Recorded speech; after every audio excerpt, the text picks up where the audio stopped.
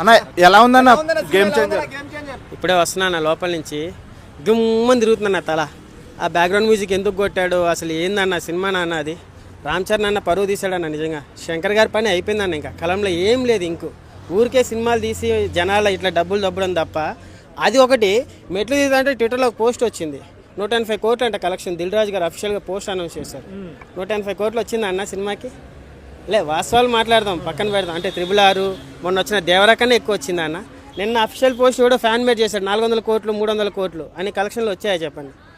ఒక పవన్ అన్న ఫ్యాన్గానే చెప్తున్నాను.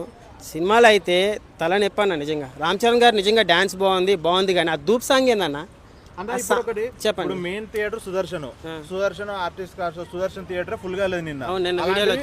వీడియోలు వచ్చా మనం కూడా చూసాము.